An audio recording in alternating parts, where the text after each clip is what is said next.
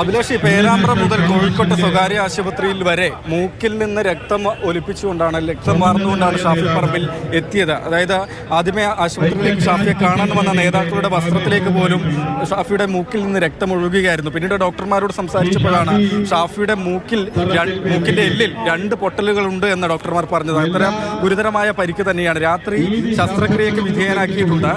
കുറഞ്ഞത് 5 ദിവസമെങ്കിലും എംപിക്ക് പൂർണ്ണ വിശ്രമം വേണ്ടിവരുമെന്നാണ് ഡോക്ടർമാർ അറിയിച്ചത്. ഒപ്പം തന്നെ ആശുപത്രിയിലേക്ക് കൂടുതൽ നേതാക്കൾ വന്നുകൊണ്ടേയിരിക്കുകയാണ്. ദേശീയ നേതാക്കളൊപ്പം സംസ്ഥാന നേതാക്കൾ, UDF-ന്റെ എല്ലാ നേതാക്കളും വന്നുകൊണ്ടിരിക്കുന്നു. അതുകൊണ്ട് ആശുപത്രിയിൽ സന്ദർശകർക്ക് നിയന്ത്രണവും ഏർപ്പെടുത്തിയിരിക്കുകയാണ്. അഭിലാഷ്, ഒപ്പം തന്നെ എംപിക്ക് മാത്രമല്ല 25ലധികം UDF-ന്റെ പ്രവർത്തകർക്ക് സാരമായി ഗുരുതരമായി പരിക്കേറ്റിട്ടുണ്ട് എന്നതാണ്. അതിലൊരു ലീഗ് പ്രവർത്തകന്റെ കണ്ണിന് ഗുരുതര പരിക്കുണ്ട്. അദ്ദേഹത്തിന് കാഴ്ചയ്ക്ക് ബുദ്ധിമുട്ടുണ്ടാകുമോ എന്ന സംശയം പോലും ആശുപത്രി അധികൃതർ പറയുന്നുണ്ട്. ആ പ്രവർത്തകനും കോഴിക്കോട്ടെ മറ്റൊരു സ്വകാര്യ ആശുപത്രിയിൽ ചികിത്സയിലാണ്.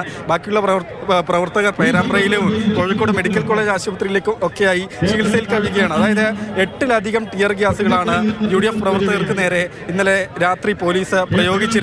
ലാത്തി ചാർജ് ഉണ്ടായി. ഒരു ഘട്ടത്തിൽ പോലീസിന് നേരെ കല്ലേറുമുണ്ടായി. പോലീസിന് നിയന്ത്രിക്കാൻ കഴിയുന്ന അവസ്ഥയായിരുന്നില്ല. പിന്നീട് അവസാനം നേതാക്കൾ ഇടപെട്ടു. ഷാഫി അടക്കം ആശുപത്രിയിലേക്ക് കൊണ്ടുപോയതിന് പിന്നാലെ കൂടുതൽ പോലീസുകാരെത്തി. ആ സമയത്തും UDF-ന്റെ പ്രവർത്തകർ റോഡിന്റെ ഒരു വശത്ത് സംഘടിച്ചിരുന്നു, മറുഭാഗത്ത് പോലീസ് സംഘടിച്ചിരുന്നു. അങ്ങനെ മണിക്കൂറുകൾക്ക് ശേഷമാണ് രംഗം അല്പമെങ്കിലും ശാന്തമായിരുന്നത്.